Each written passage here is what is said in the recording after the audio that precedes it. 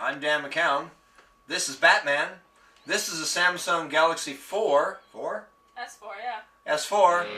This is Comics on Comics.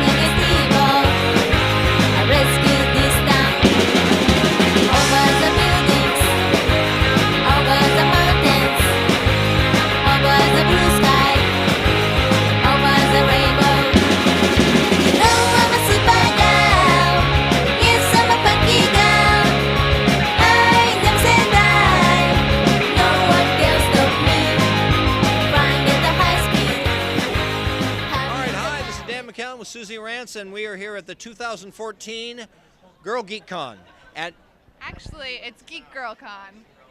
You know, I said I was going to run a tab how many times I said it wrong last year, and once I got to 34, I gave up. And that's a 10-minute video. It's a drinking game. If you want to get completely just hammered, watch our old... Okay, anyway, Susie, why don't you tell us about Geek Girl Con this year? So Geek Girl Con is a convention dedicated to celebrating and recognizing the role of women in geek culture, and that can be anything from science and technology, math, video games, or comics. The goal is to just really create a safe, welcoming space for girls and their supporters. We have, this is our 4th annual convention, and we have about between 6,000 and 7,000 attendees here. That is very nice. Now, last year, when you were talking about a safe environment, it kept coming up, so I wanted to put it in the interviews. That, you know, we had half a dozen people say this is a safe environment. Why don't you explain what that means to the idiot men who don't really know what girls are going through when they go to these conventions, because the stats are frightening. Sure. So I think there's many kind of layers of this, but women and girls don't always feel supported or well represented at other conventions or other geeky spaces, and so we want to create a space where they do feel really invited. They feel like they're a part of the team, but we also want to create a space that's empowering, so these women and girls can help change the broader, system, so that they feel supported in other environments as well, and sort of show as an example to others. Okay. Yes, my staff is talking amongst themselves when this is important things you should be learning. Okay. Now, you were talking about making people feel safe. So where are the weapons?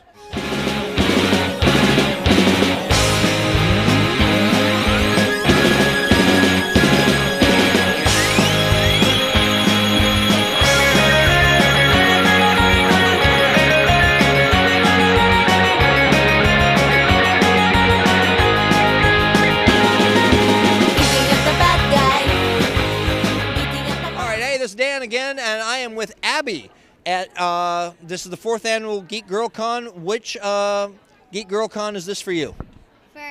First one. All right. Now you have a Doctor Who with you? Yes. Now, which Dr. Seuss book is she from? It's Doctor Who. Well, you know that Dr. Who wrote about that a long time ago, because Horton heard of Who.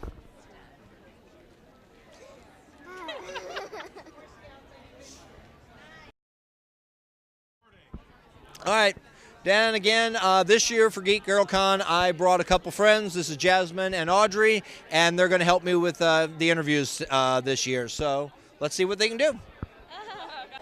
Go. Okay, so what kind of courses do you offer at DigiPen? Sure, so we offer courses in computer science, computer engineering, game design, sound design, and animation. Okay, so how would you animate me, Luigi?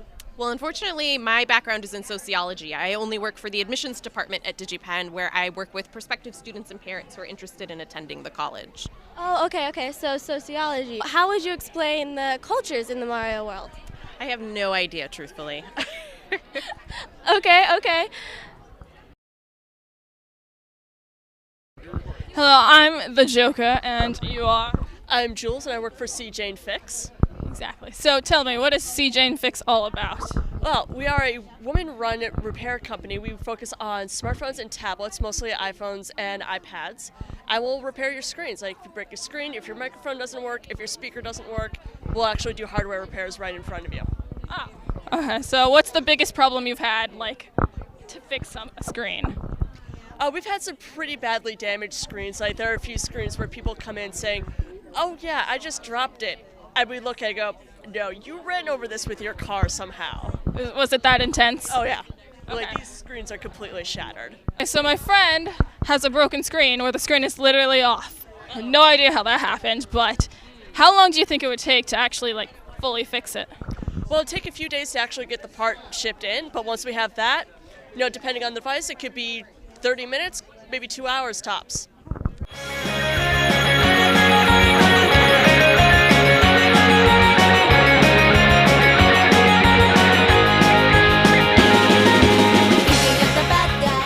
I am here with the Sonic Squirrels, but to be perfectly honest, I'm here because of the awesome giant squirrel. Hey, how you doing? Hey, I really like how you guys run around my yard and tidy up all the. He's not going to talk, is he? No. All right. You were saying you had squirrel robots here, so tell me about squirrel robots, or however this works. We're actually Sonic Squirrel Robotics. We're a robotics team from Glacier Peak High School. We're with First. You have this cool a setup for a high school? Yes, we're actually with First, too. It's this giant organization, worldwide organization, that actually gets students together into groups, teams, to build robots for games. This was for last year's game. Okay. I got a tough question. Where were you the night of the 17th? And do not lie. I know, that's the best part about it. Now, how long have you been with this? Well, I'm new to the team. I just joined this year, so I've been to a few meetings, and I've driven the robots, but I've not yet actually built one. Okay, so if you drive the robots, doesn't that make them cars? Not really. With a car, you'd have to actually be in it, I think. Okay, so the robots are kind of like driving drones. Kind of. Squirrel's giving the thumbs up. Okay, tell me how destructive these things are. It really depends on whether or not you have the bumpers on. Also, whether and how much battery power you have. This thing, it's about 120 pounds. It can go about 20 miles an hour, so. Okay, well, I forgot to introduce my cameraman earlier in the segment. Would you let Evan drive your squirrel tank? It really depends on how careful he is. All right, this is Evan Springer, and I am going to be controlling, actually I'm going to be shooting this ball from this robot, and this is Ian. Yep. Hey guys, I'm Ian Good. I'm a junior here at Glacier Peak High School. I'm a part of the Sonic Squirrels team. He's actually going to be driving it, so this drone we're going to be doing some strikes with. All right, here we go. Okay, so first off, we're going to spin the robot a little bit, and then we're going to shoot the ball for you guys. Well, and if I screw up shooting the ball, he'll let me know, so here we go. Run, squirrel, run!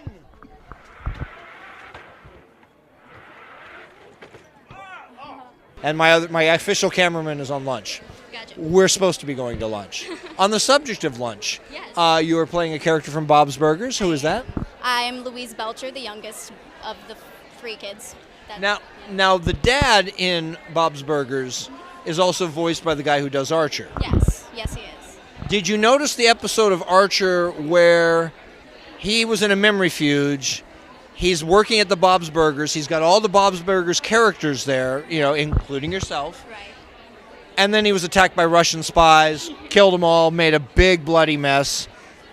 And it almost looked like they were implying that all of Bob's Burgers' chronology took place in his fugue state, and then he'll go back to Archer. Right, yeah, no, I noticed that. It was a funny episode, too. So do you actually like that idea, or do you think it really messes with the Bob's Burgers setting? I don't necessarily dislike the idea, but I think the Bob's Burgers setting, in a lot of ways, it's a less complicated show than Archer. So I think sticking to the basics for Bob's Burgers is better than making it really confusing, just because I'm not smart enough to understand if they switched it around. Right, but yeah, the fear is in the last episode of Bob's Burgers, he'll go back to being Archer, and they could actually do the scene that he did less gorily with the Russians coming to get him. I would love to see that. I would really love to see that, especially because the kids didn't speak at all in the Archer episode, and so but Linda did. But I think that if they did that, then the kids could have a say as well, which might make it funnier and better. Yeah, especially like, Dad, what the heck? Exactly. No. Okay, now the important question. What does Geek Girl Con mean to you? It means a place where a lot of people who like the same things can get together and just be supported. It's a community, you know, everybody likes each other and accepts each other, and I think that's really great because a lot of people here, they don't get that on the outside. Hey, I'm here with... Oh, wait, what? Bridget. Yes. Okay, Bridget, so I see you are dressed as the 11th Doctor, correct? Yes, So is the 11th Doctor your favorite Doctor then? definitely. So there is a new Doctor. Have you seen any of the episodes? Do you like him? Yeah, I think he's really cool, and he had me at calling a dinosaur sexy. That was it. That would win my heart too. So, typical question, who's your favorite companion? Amy Pond. There's no. I love them all, but Amy us gingers gotta stick together. Exactly, that is amazing. I personally have always wanted red hair, so. Okay, con mean to you? Whenever I think about Geek Girl Con, I explain it to all my guy friends and stuff. It's like a con about the empowerment of the female geek. So I've been coming here since the very first Geek Girl Con, so I've seen it slowly grow and get more powerful and get more people, and like trying to explain to my friends that it's for dudes too, guys, come on. But I like it because it's so open to everybody, and it's a lot more accepting than some other cons that I know of. So it's a nice environment. Everyone's really cool. You're really cool. So yeah. Yes, that's great. This is my first Geek Girl Con. It was awesome meeting you. So yeah, okay. All right, we're heading out to lunch, and we ran into Abby, and I promised to give her an interview afterwards to find out what she thought of Girl Geek Con. So, I know it's called Geek Girl Con, but I've been saying it wrong for 2 years now. Why stop that? All right, so what did you think of Geek Girl Con? I liked the Artist Alley the most. Really? Are you an artist? I've made a dragon poster and a dog poster before. Now, did you fall asleep? Because usually in college age, when you fall asleep, people draw on your face. No. Well, Abby, it was a pleasure talking with you. Is there anything you'd like to say to our dozens of subscribers? No. Sorry, she's too cool for us yet. We'll win you. We'll win you over. What's that? Alonzi. All right, me and the team are outside Subway grabbing our lunch, and I just ran into another Geek Girl Con fan, supporter, customer, attendee. Okay. All right. Now, ma'am, what's your name? My name's JC Lau. Now, do you know there's a rabbit trying to devour your head? That might have been what that weird sensation on my ears was. I wasn't really aware of it at the time. But, Now, forgive me, the hat's what made me, that and the Geek Girl Con banner. He was like, is it obvious? It's like, well, there's the banners and the hat. Yeah. What does Geek Girl Con mean to you? Well, this is actually the first time I've attended, but this is my second Geeky Con, so the first one was PAX. This is very different. I'm liking it a lot more. It's a lot more supportive. I really like the fact that there is a con that's devoted specifically to women in geekiness. Yeah, I'm actually an aspiring game writer, so this is just a good place to hang out and meet people. So, yeah. So what kind of games do you want to write? Well, I'm planning to be a game journalist, so I review games on a website called Short Game Review, and I have my gaming blog at mousesmash.com. Mouse Smash. Yes, because this is what happens when you game very intensely. Well, you realize the rodents are trying to take revenge. Yes, that is just a consequence. It's a job hazard. From smashing mice. Yeah. Yes, indeed. This is awesome. I used to work for Wizards of the Coast, and these nice folks from the Planeswalker Society are teaching people how to play Magic the Gathering. I am with... Tifa Robles of the That's League a cool. of Planeswalker Society. Thank you. And tell me about your organization, especially since you're loading me and my crew up with freebies. Yeah. So I started this organization 3.5 years ago, and it's to create welcoming, friendly environments for women and everyone, actually, to learn Magic the Gathering and then hone their skills. So I run... Men needs to be crushed. Crush the men. I run tournament-structured events, but that are very open to beginner players every week. And there's now 35 chapters in the world. My cameraman unit director, his wife is down at the end of your table learning to play. Awesome, that's great. Yeah, we come to a lot of conventions and teach people, and it's a great way to spread the word about our organization and have more of them grow around the world. Okay. Now, I've been asking this question of a lot of people. What does Girl Geek Con mean to you? To me, it just means a celebration of people like me that I can relate to and get along with. And that doesn't just mean women, it just means people who believe in equality. I've been amazed how fast, like, my people have been making friends here, and my friend Linda's niece was here, who's just befriended all of the other people in my crew. Yeah, I really like it. I've been running their Magic section since year 1, so we've been here for a long time. So what can the viewers do to help your organization or participate? So they can join our group on Facebook, which just type Lady Planeswalker Society and you'll find us. Or you can follow me on Twitter at Tifa Robles, Tifarobles. I was going to say you're going to have to spell that. Yeah. And yeah, really just follow my tweets, see what all we're doing. Like I said, we go to tons of events and conventions, and you might have one in your area that you can actually go play at.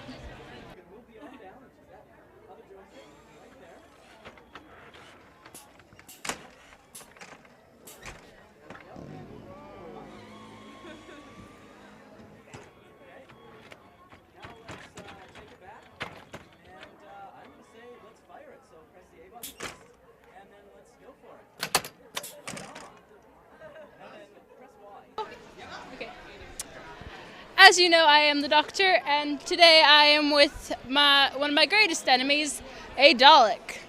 So, to start things off, would you mind telling me, why do you insist on trying to kill me? Great. So, do you have a favorite color?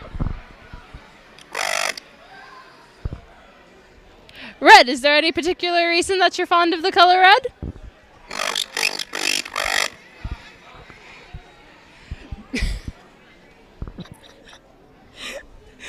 Okay, I had to stop this young lady. What is your name?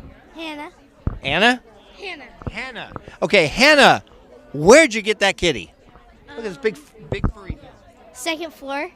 Second floor. Would you aim that face at that camera? Hopefully they'll be selling these in 2015 when you guys see this. That cat is awesome. This is my creature pinup series, and what I'm doing here is I'm taking pinup girl poses and reimagining them as fantasy and mythical creatures, and they're all beautiful in their own right, and all in all their shapes, sizes, and species. I collaborate with another artist, so there's a whole mix of, it's our variety store here. We do cartoon art, we do fan art, we're just now premiering our comic. And it's about a team of superheroes that do vigilante justice in Seattle. The cops don't like them very much. They're just kind of doing their own thing. But yeah, we've got all kinds of stuff. I am at a Fae fantasy booth, Erica Ray Hines, and she's got Tolkien and fantasy art, which is awesome for me. And I was just asking about Dryads, who aren't here yet, but maybe next year. What was it you said you do on the side? I am an English and art teacher at an itty-bitty Christian school on Whidbey Island, as well as this. That is awesome. We definitely have to talk after this. And you said the best part about your job is? My teaching job, the best part is that I get to talk about what I love all day, every day, which is really fun. I made her repeat that because the joke I wanted to mention was like a radio pundit. They get to talk about themselves all day, every day. So, you said you'd be back next year, so what would you like the viewers to know that they'll be able to find at your booth next year? I'm even going to hand you the microphone. Well, at the moment, I am working on another set of black and white note cards, a set of 4. And I'm working on a set of quotes about fantasy and about the power of fantasy. So they're not specifically Tolkien, although I'd love to get a Tolkien quote. Right now, the one that I've almost got finished is G.K. Chesterton's quote about how fairy tales are more than true, not because they tell us that dragons exist, but because they tell us that dragons can be beaten. Okay, hi. I'm Audrey here at Geek Girl Con with Ashley Popplewell, Joker, and so do you draw all these things? I do. You draw them yourself. So what made you get into drawing art, fan art? Well, was classically trained as a painter and a printmaker in college. And my friends were like, "You're a huge nerd. Why are you not drawing these things that you love?" And I was like, "It's a good question." So I went for it. You know, I would totally love drawing, but I fail at it. So, so you decided to start selling it. Did someone suggest that to you, or? Yeah, it sort of fell in my lap. I got offered a job working for a trading card company, and I ended up doing work for Marvel, DC, The Walking Dead, stuff like that. And then they suggested that I go to conventions, and I think it's kind of awesome. Okay, so would you like to sort of introduce your lovely stand? Well, I would say it's just the artwork that I do is stuff that I love. I've always loved it. If you see it hanging up, we can fangirl about it if you like, or we can geek out about it. And that's how I choose it, just stuff that I like. Obviously, stuff that will sell is good too. Okay, so are you excited about the rumor for the next Labyrinth sequel? I'm really pumped about it. I'm cautiously optimistic about it because I don't want them to ruin it. Of course, you don't want to ruin your favorite childhood films. But I think with the Henson Group and the Froud Group working together, it would be awesome. Of course, it's just a rumor right now. But if it does come true, I'll be really happy about it. I'll be happy too. Yeah. So, this is a hard question, but which one out of all these drawings is your favorite? That is hard. It's really hard. If I had to choose just anything from the Labyrinth, I love drawing the Labyrinth. So. The Labyrinth is pretty awesome. I agree with you. So, would you consider maybe donating any of these to our set? I would love to. Why not? You would? That's great. How about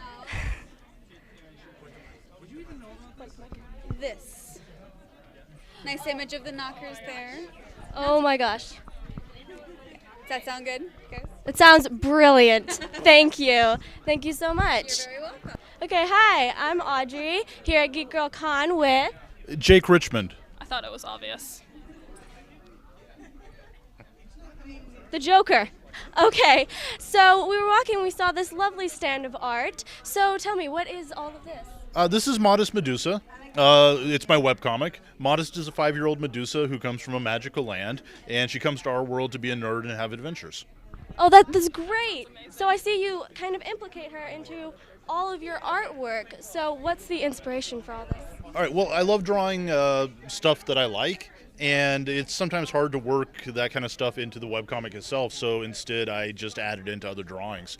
I've been a huge fan of Legend of Korra, Sherlock, Orange is the New Black, and other stuff, so I like to insert Medusa into those things. That's awesome. So of all of your stuff, what is your favorite? I am the most proud of my coloring book. I have a lot of very young fans who are too young to actually read the comic. I mean, they can't read. They're like 4. And so I made a coloring book for them, but every time I meet one of them, they always say, "Ugh, I'm too old for coloring books." So. Okay, so would you like to donate to our set? I would love to, yeah. I have some art. Would that be cool? That'd be fantastic. Be like... Sorry. Yeah, it's fine. Modest Medusa meets Sherlock. That is brilliant. All right. Yeah. Thank you. Would you like to sign your name on it? I would love to sign my name. Okay. Let me Do you have find a pen. Oh.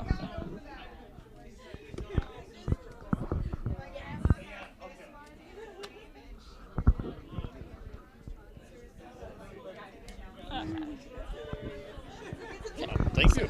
So thank you for donating to our brilliant set. It's even better now. Thanks for interviewing me.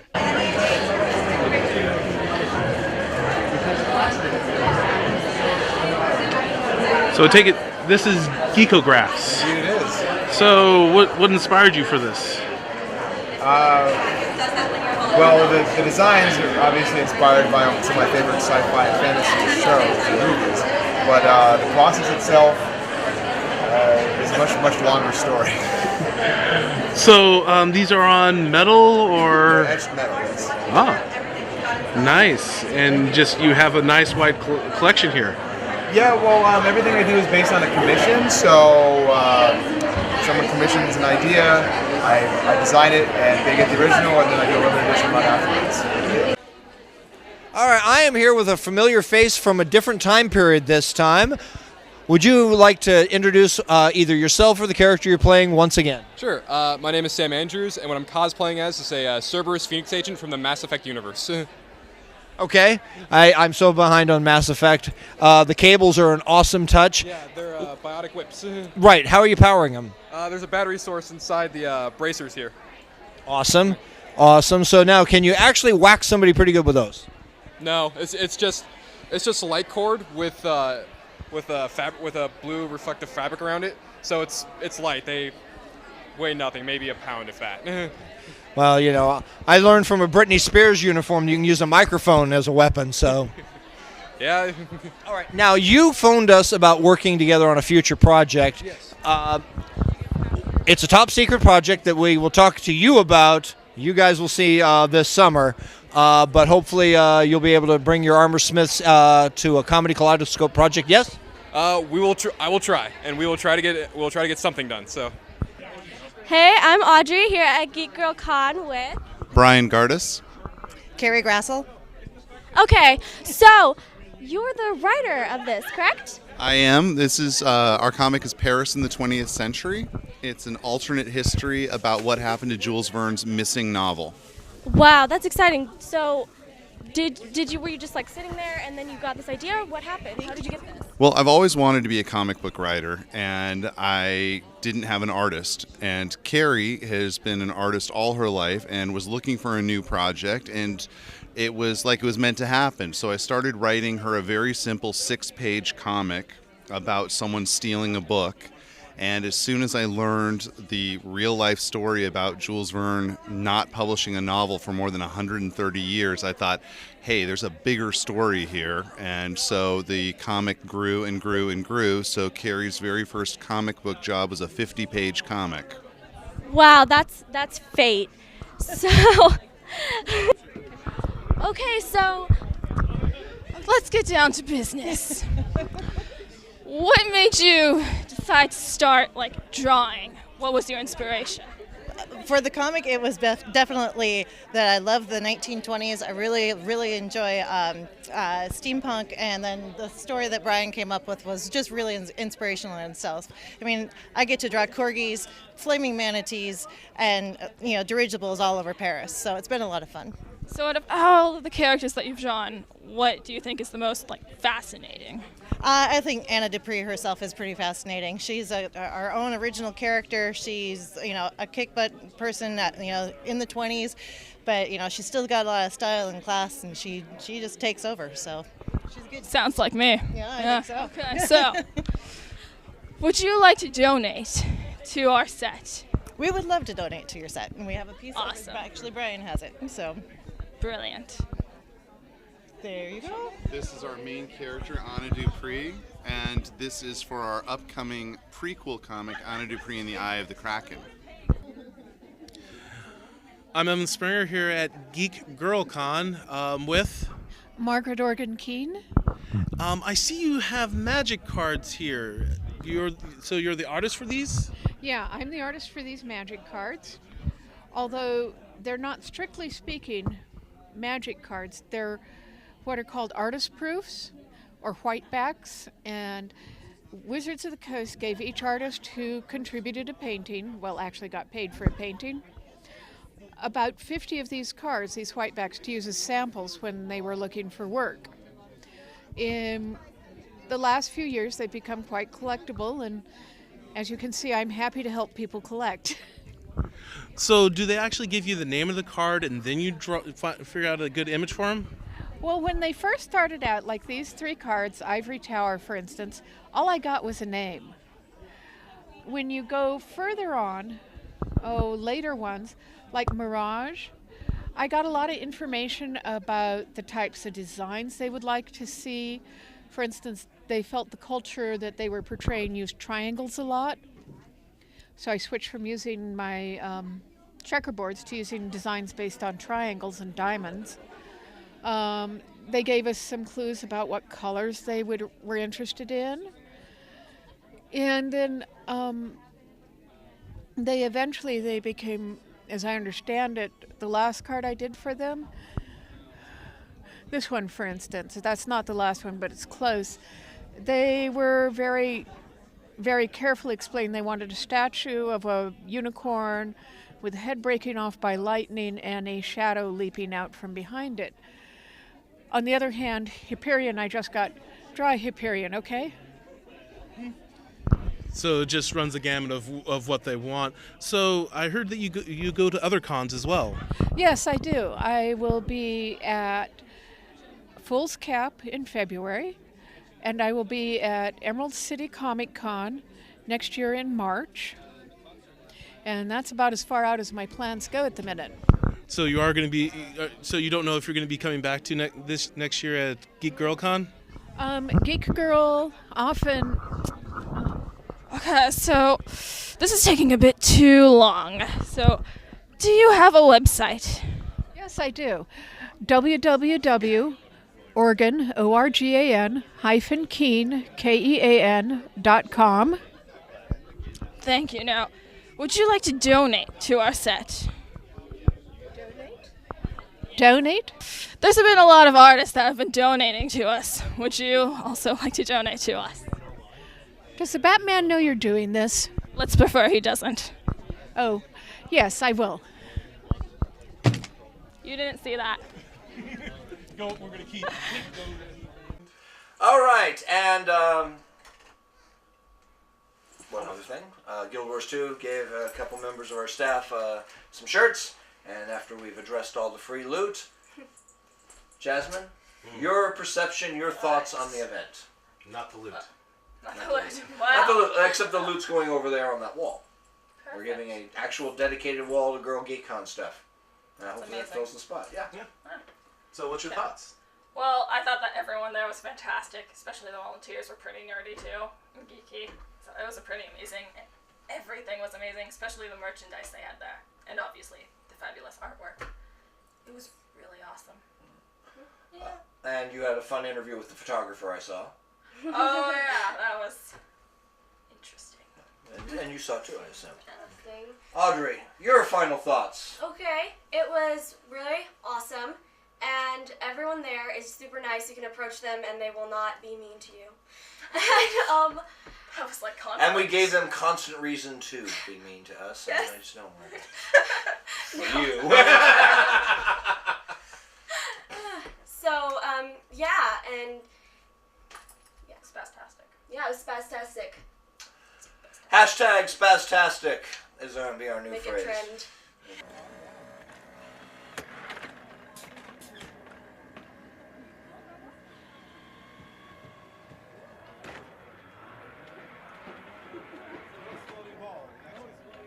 Shoot the squirrel. Shoot the squirrel. All right, we'll shoot the squirrel. I didn't think you would.